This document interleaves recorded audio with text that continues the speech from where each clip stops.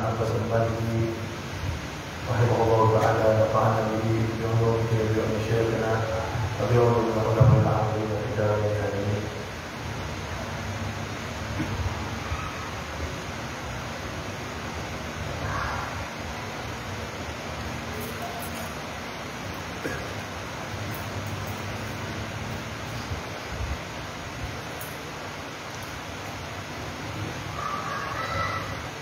باب الترغيب من إظهار الشماتة للمسلم والمن بالعطاء عليه والافتخار بالبغي.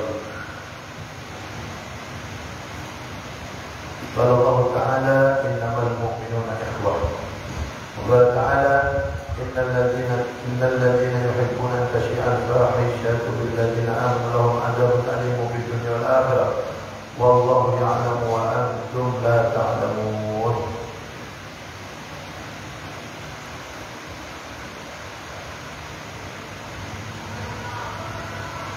Nah, bab tentang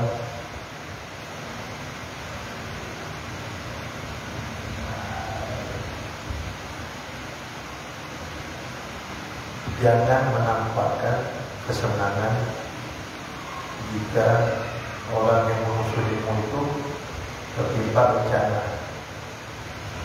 Jadi kalau ada orang tertimpa bencana yang Islam, jangan kita tampakkan senang. Dan juga apa tentang jangan nyebut-nyebut kalau sudah memberikan surat kok. Bab juga termasuk tentang sombong, berbagi, benci. Allah SWT berfirman, innamal mu'minuna ikhwatun fa'aslihu baina akhawaykum. Surah Al-Hujurat. Yang artinya innamal mu'minuna ikhwah. Sesungguhnya orang yang beriman itu adalah saudara, saudara semuanya. Aslihu baina akhawaykum, maka damaikanlah antara kedua saudara kalian yang bertengkar. Jadi kalau ada orang bertengkar, kita disuruh oleh Allah untuk mendamaikan, bukan menjadi kompor, menambah panas antara orang yang lagi bertengkar.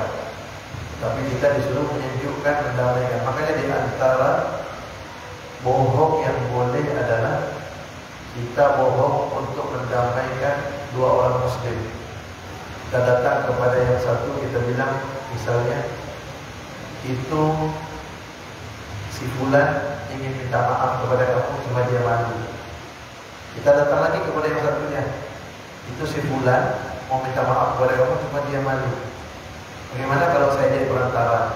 Padahal tidak ada bulan itu mau minta maaf, cuma dia bohong agar keduanya berdamai. Itu boleh. Di antara bohong yang dibolehkan demi mendamaikan dua orang muslim, karena sesama muslim itu bersaudara. Tidak boleh haram menumpahkan darahnya, haram menjatuhkan kehormatannya, kecuali memang menumpahkan darahnya kalau memang ada hak, seperti hukum qisas yang bunuh dibunuh, itu memang ada haknya. Kemudian waqala ta'ala innal ladzina yuhibbuna an tashi'a al-fahishah. Sesungguhnya orang-orang yang suka muncul kerusakan, orang-orang yang suka menampakkan kerusakan, keonaran, fil ladzina amanu, pada orang-orang yang beriman, lahum azabun alim, yang akan mendapatkan siksaan yang pedih di dunia wal akhirat, di dunia dan akhirat. Wallahu ya'lamu wa antum la ta'lamun, dan Allah itu mengetahui sedangkan kalian tidak mengetahui. Surah An-Nur ayat 19. Jadi orang-orang yang suka buat onar itu di antara kaum muslimin, jadi provokator, apalagi sekarang zaman medsos, suka mengungkapkan kata-kata yang membuat perpecahan antara orang Islam. Orang Islam sama orang Islam jadi bermusuhan gara-gara ucapan dia. Itu orang seperti itu akan diberi oleh Allah lahum azabun alim. Bukan hanya dapat siksaan, tapi siksaan yang pedih, kata Allah. Dan hati-hatilah orang-orang yang suka menebarkan kebencian atau membuat onar antara mengadu domba antara sesama organisasi, mengadu domba antara sesama kelompok gara-gara ucapan dia. Bahaya orang seperti itu. Nah, Allah Ta'ala, ya ayyuhalladzina amanu la tubtilu shadaqatikum bil manni wal adha kalladzi yunfiqu malahu ria'an nas wa la yu'minu billahi wal yawmil akhir wa mathaluhu kamathali safwanin 'alayhi turabun fa asabahu wabilun fatarakahu salda la yaqdiruna 'alaihi 'ala syai'in mimma kasabu. Hai orang-orang yang beriman kepada Allah, janganlah kalian hilangkan pahala sedekah kalian dengan menyebut-nyebut pemberian kalian itu wal adha, dan gangguan. Pemberiannya disebut-sebut. Kemudian dia ketika memberi itu sambil mencaci maki. Itu semuanya membatalkan, menghilangkan pahala sedekah. Habis memberi sedekah, dicerita-ceritakan sama orang.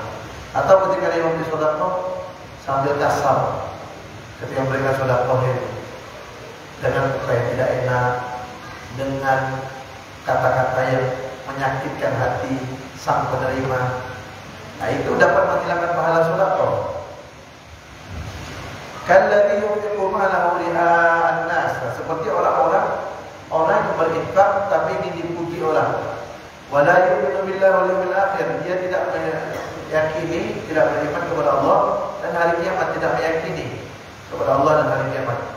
Wa masaluhu, dan orang yang seperti itu kamasali safwanin, seperti batu yang licin. Alaihi turabun, di atasnya ada tanah. Fa asabahu wabilun, kemudian batu yang licin yang ada tanahnya itu ditimpa oleh hujan yang lebat. Fatarakahu salda, maka ketika ditimpa oleh hujan yang lebat, batu itu akan bersih sama sekali. Artinya apa?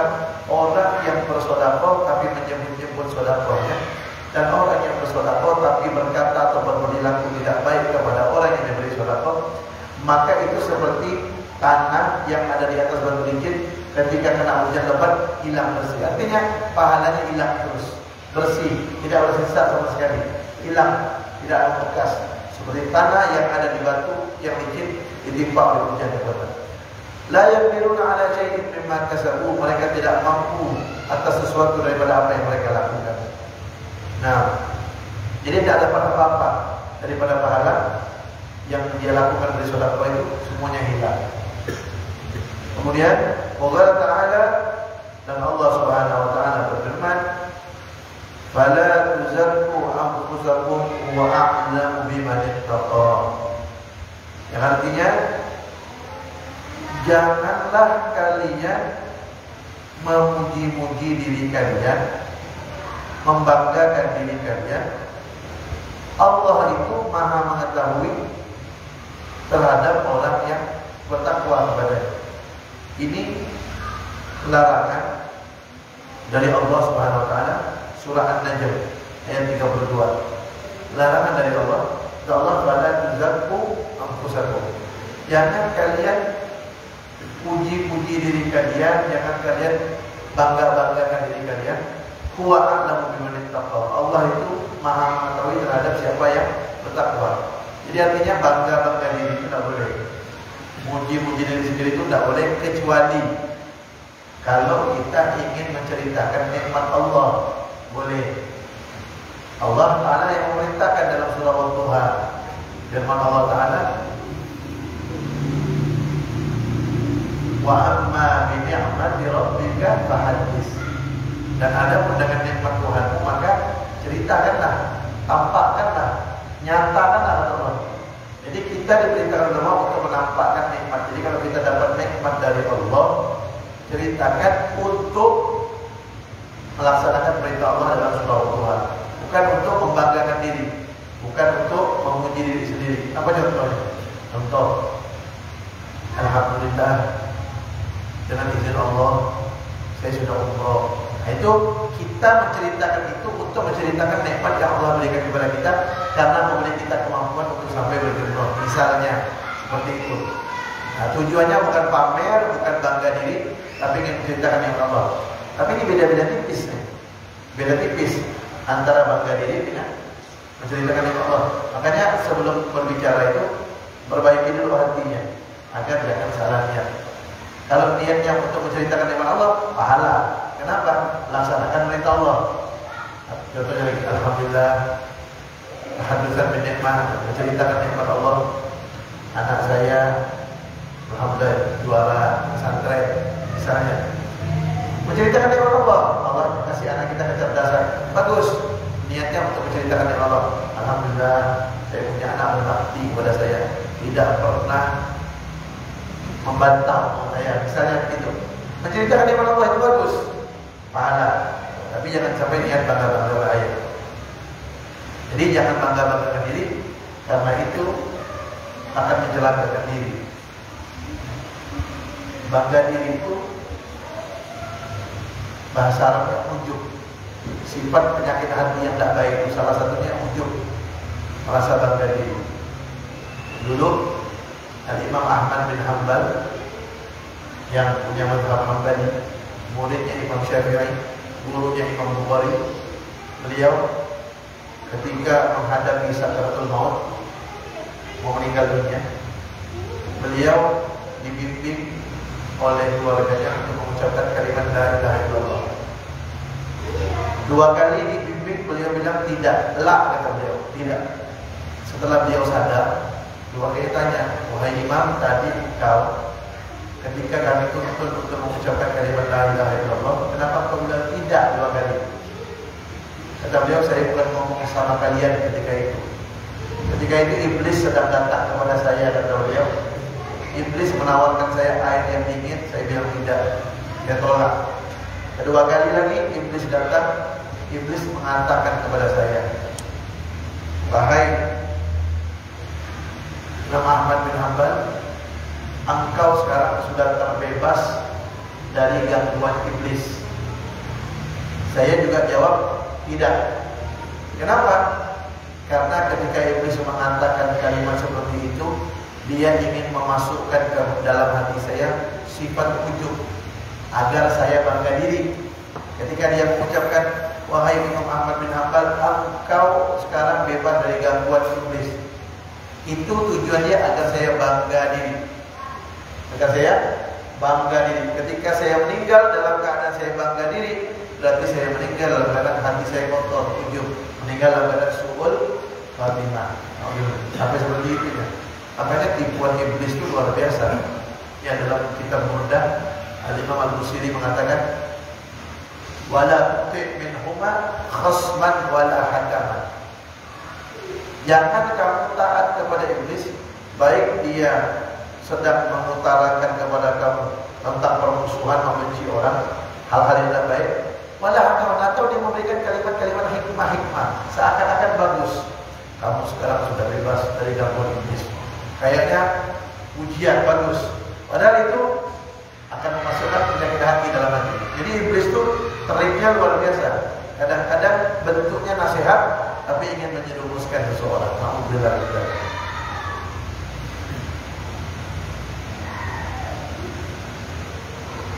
Wa an Wazilah Ibn al-Asqa radhiyallahu anhu qala qala Rasulullah sallallahu alaihi wasallam, la tudhhir asy-syamata bi akhi fayarhamahullah wa yabtaliyaka. Rawahu Tirmidzi. Dari sahabat Wazilah Ibn al-Asqa radhiyallahu anhu, beliau berkata, Rasulullah sallallahu alaihi wasallam bersabda,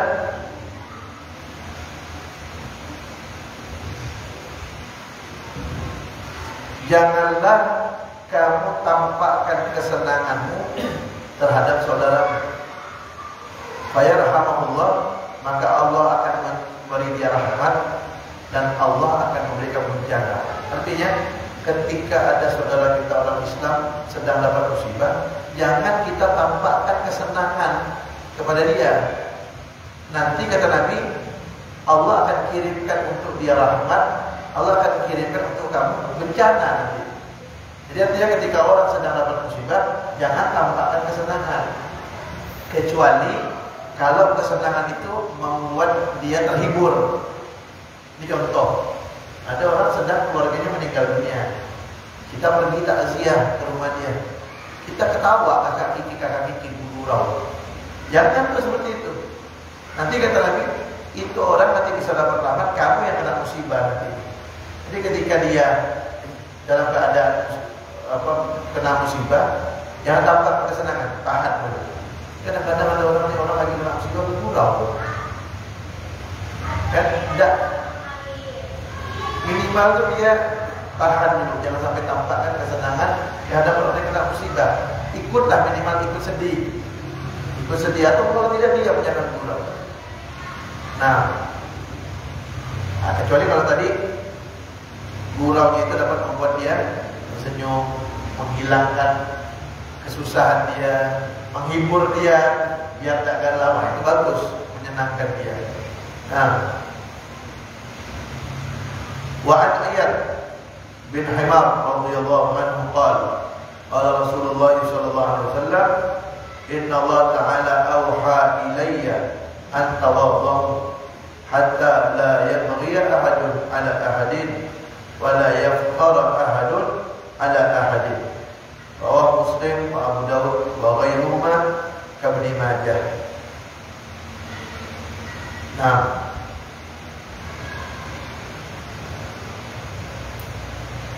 dari sahabat Iyad bin Himar radhiyallahu anhu, beliau berkata, Rasulullah SAW bersabda, sesungguhnya Allah Ta'ala mewahyukan kepadaku antawadhu, agar kalian ini saling tawadhu, saling rendah hati, hatta la yabghiya ahadun ala ahadin, sehingga seseorang itu tidak membenci seseorang, wala yafqara ahadun ala ahadin, sehingga seseorang tidak sombong terhadap seseorang. Jadi fungsinya tawadhu itu diantaranya itu, agar satu sama lain tidak saling membenci, agar satu sama lain tidak saling sombong. Itu fungsinya tawadhu. Makanya kata Nabi, sesungguhnya Allah mewahyukan kepadaku agar kalian saling rendah hati. Tujuannya agar kalian tidak saling membenci dan tidak saling sombong-sombongan. Tawadhu, rendah hati. Tapi ingat, tawadhu itu tempatnya di hati. Ya, tawadhu tempatnya di hati. Contoh, kita datang ke suatu tempat, kita duduk mojok di belakang. Tujuannya apa? Agar dibilang orang tawadhu. Tujuannya tawadhu itu bukan karena Allah. Itu bukan tawadhu namanya. Minta puji, riya. Tawadhu itu semata-mata karena Allah. Ketika dia duduk di belakang, ditarik orang maju ke depan, tetap jaga hatinya. Kenapa dia maju ke depan, ditarik orang panitia karena maju ke depan? Tetap jaga hatinya. Untuk apa? Untuk menyenangkan panitia. Jadi ukuran tawadhu itu di dalam hati. Makanya kita diajarkan untuk tetap berprasangka baik kepada orang. Man tawadha'a rafa'ahu Allah, wa man takabbara wada'ahu Allah. Man tawadha'a, siapa yang rendah hati, tidak sombong, Allah akan angkat derajatnya. Rafa'ahu Allah, Allah akan angkat derajatnya. Wa man takabbara, dan siapa yang sombong, wada'ahu Allah, Allah akan jatuhkan harga dirinya. Allah akan rendahkan dia. Jadi tawadhu tempatnya di hati. Ya, tawadhu apalagi sama orang tua sendiri, sama orang lainnya kita dianjurkan tawadhu, apalagi sama orang tua sendiri. Tawadhu itu merasa diri tidak lebih baik dari orang lain. Ya. Guru kita mengajarkan seperti itu, ya Buya Habib Hasan Ahmad Baharun.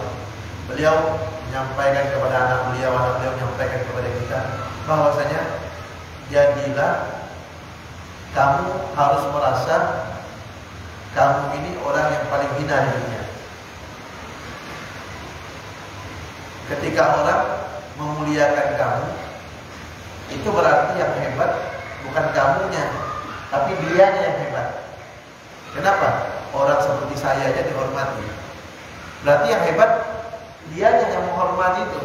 Akhlaknya dia yang baik. Kenapa? Kok orang seperti kita mesti dihormati? Yang banyak salahnya, yang banyak kekurangannya. Kok dia hormati? Berarti dia yang baik. Gitu.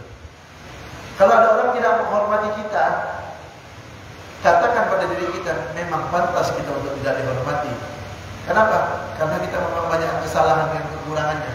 Cuma Allah tutupi saja kekurangan dan kesalahan kita.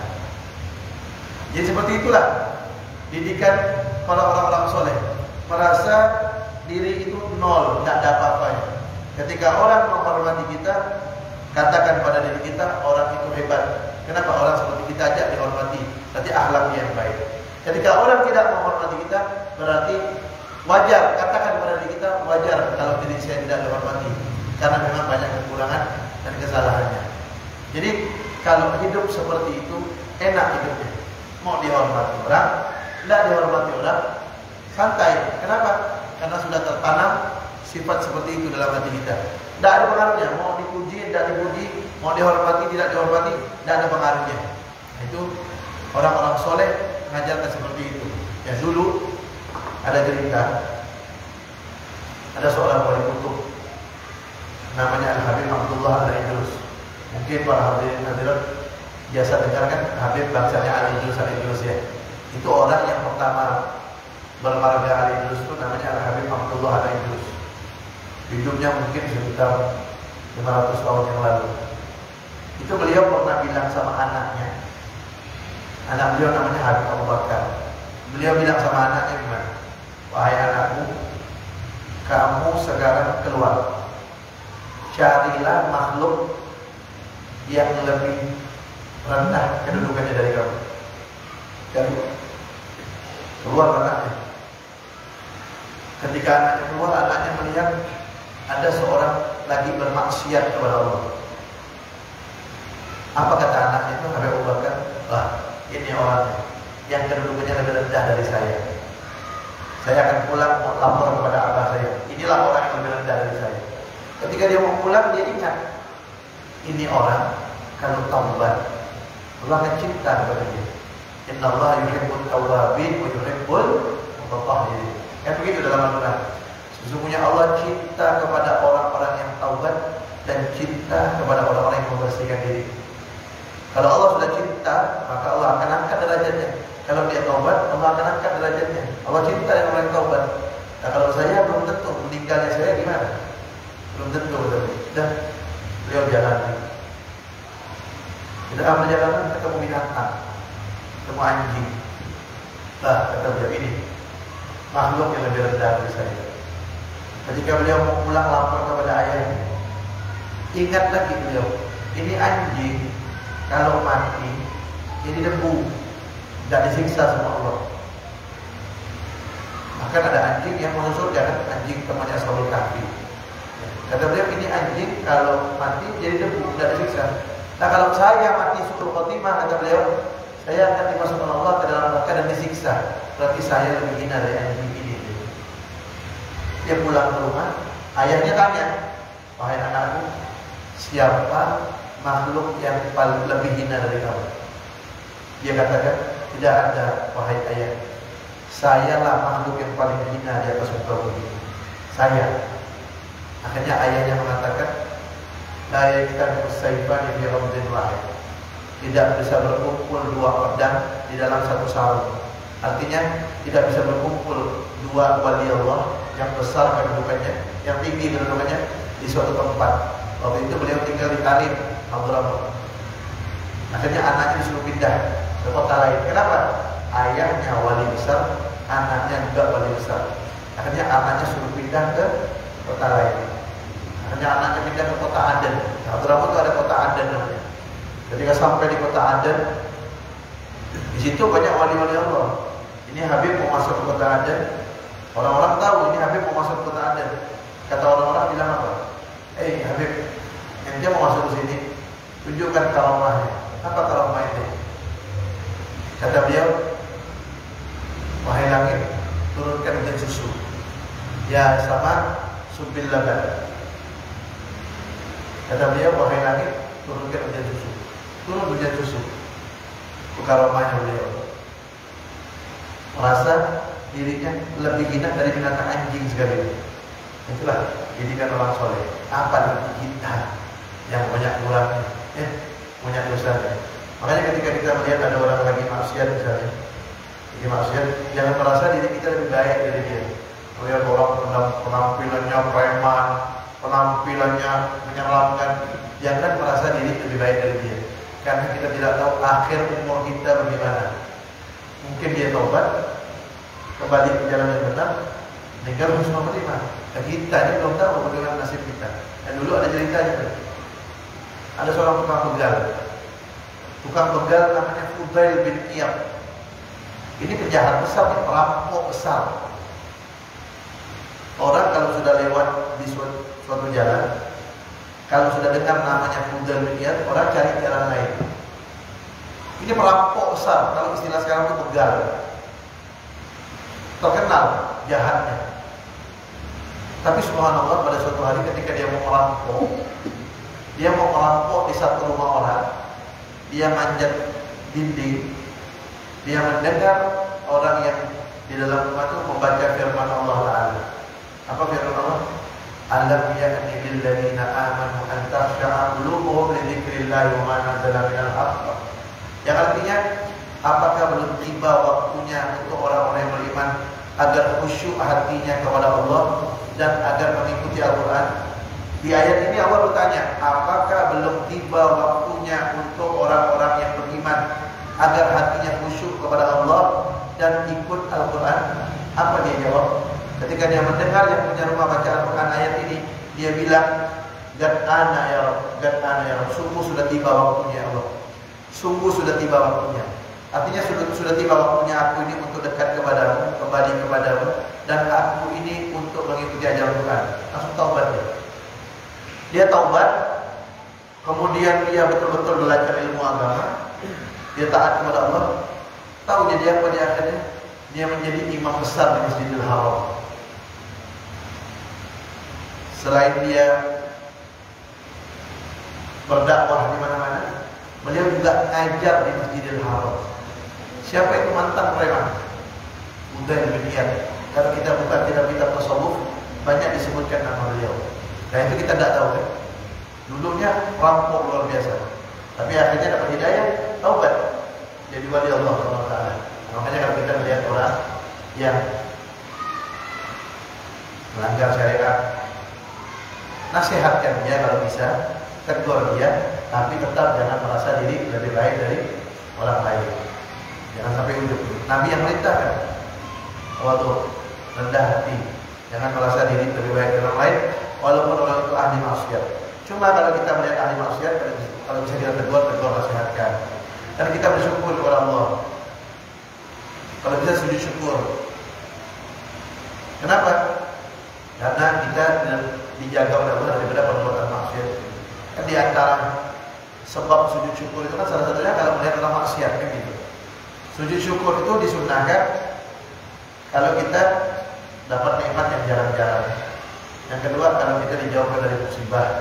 Yang ketiga kalau kita melihat orang yang lagi maksiat, kita sujud syukur kalau bisa dekat-dekat dia biar dia melihat kita. Kemudian kalau kita merasa aman tidak diganggu dia. Yang keempat disunnahkan sujud syukur kalau kita melihat ada orang kena penyakit parah. Sujud syukur, tapi jangan di depan dia karena lebih tambah menyakitkan hati dia. Nah, itu di antara yang disunnahkan sujud syukur itu adalah kita melihat orang lagi maksiat. Kalau bisa dekat-dekat dia biar dia tahu kita sedang bersyukur kepada Allah, kita tidak diberikan perbuatan seperti itu.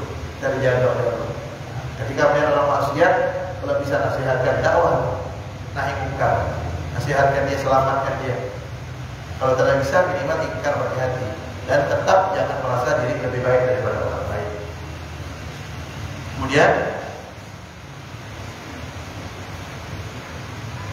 wa an Abi Hurairah radhiyallahu anhu qala qala Rasulullah sallallahu alaihi wasallam la tahasadu wa la tanajashu wa la tabaghadu wa la tadabaru wa la yabi' ba'dukum ala baini ba'd wa kunu ibadallahi ikhwana.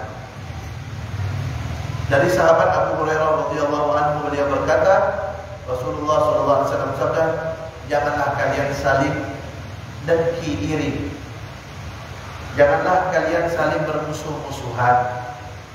Janganlah kalian saling membenci. Janganlah kalian saling berkelahi. Lihat, Nabi pesan jangan saling dengki, jangan saling bermusuhan, jangan saling membenci, jangan saling berkelahi, jangan saling bertengkar, kata Nabi. Dan yang kelima, jangan menjual di atas jualan orang lain, kata Nabi. Artinya kalau orang sudah transaksi jual beli, sudah deal, jangan ditimpa jualannya. Ada orang sudah beli barang, sudah deal penjual pembeli, misalnya harga barangnya 2 juta, ente kepengen barang itu udah bayaran aja 3 juta. Tidak boleh itu, kata Nabi. Wala yabi' ba'dukum ala bai'i ba'd. Jangan menimpa jualan orang. Orang menjual beli, jangan kita ikut andil di situ lagi, ingin membeli barangnya. Wa kunu ibadallahi ikhwana. Dan jadilah kalian hamba-hamba Allah yang bersaudara, kata Nabi. Jangan dengki itu. Orang beli kulkas dia sakit dadanya.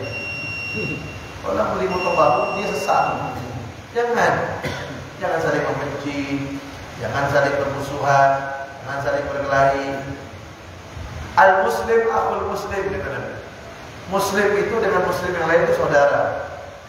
La yadhlimuhu wa la yakhdhuluhu wa la yahqiruhu. Janganlah sesama Muslim itu saling menzalimi, saling merendahkan. Kemudian jangan juga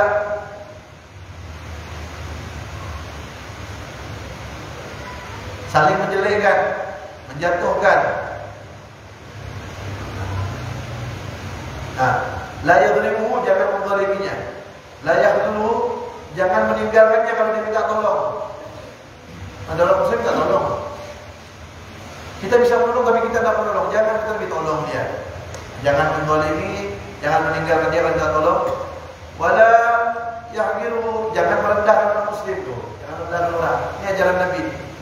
Jangan menzalimi orang Muslim, jangan meninggalkan dia kalau minta tolong, jangan merendahkan dia. Ya jangan, kalau gula-gula itu jangan merendahkan, apalagi fisik ya. Apalagi merendahkan dengan karena fisiknya. Karena dia juga tidak mau fisiknya cacat, fisiknya yang tidak baik. Dia pengen diciptakan oleh Allah sempurna. Cuma karena Allah sudah menciptakan seperti itu, ya mau tidak mau dia harus menerima kan? Harus menerima apa yang Allah ciptakan. Jangan kita hina. Kalau kita menghina dia, berarti kita menghina ciptaan Allah Subhanahu wa taala. Jangan merendahkan orang Islam. At-taqwa hahuna, kata Nabi. Takwa itu di sini. Wa yushiru ila sadrihi salah samarat, beliau isyaratkan ke dadanya 3 kali. Takwa itu di sini, kata Nabi, 3 kali beliau. Bihasbi imri'in minasyari an yahqira akhahul muslim. Cukuplah suatu kejelekan bagi seorang muslim kalau dia merendahkan muslim yang lain. Jadi kalau merendahkan muslim yang lain itu sudah cukup menjadi perbuatan jelek untuk dia. Kullul muslim 'alal muslim, setiap muslim terhadap muslim yang lain haramun. Haram apanya? Darahnya.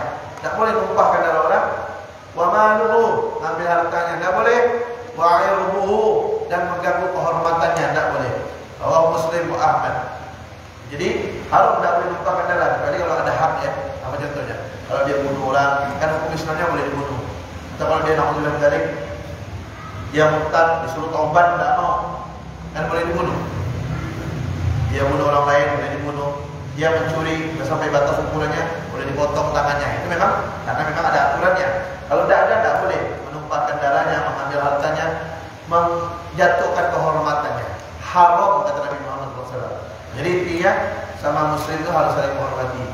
Jangan sama non-muslim baik, sama muslim sendiri jahat. Sama non-muslim mesra-mesraan, sama orang muslim jahat-jahatan. Terbalik itu. Sama non-muslim kita berbuat baik kalau muslimnya muslim yang zimmi, orang muslim yang baik-baik, yang kita tidak boleh jahat sama dia.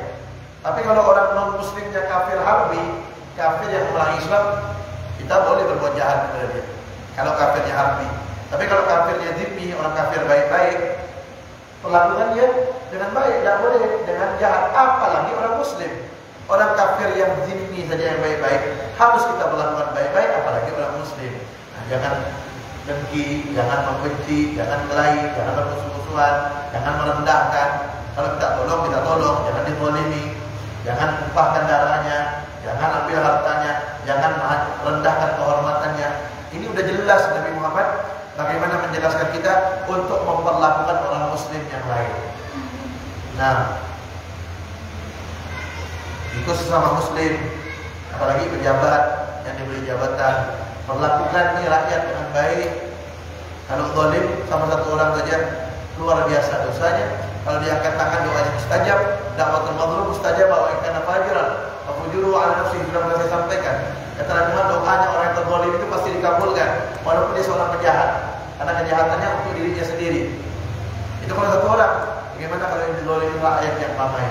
Makanya hati-hati menzalimi satu orang muslim luar biasa yang akan didapatkan daripada bencana musibah, apalagi kalau muslim yang banyak. Indonesia mayoritas muslim. Kalau jadi pejabat yang zalim, hati-hati. Kesengsaraan, kemelaratan hidup yang akan didapatkan oleh pejabat tersebut dari dunia sampai akhirat. Nauzubillah min dzalik, wallahu a'lam bissawab. Dengarkan azan.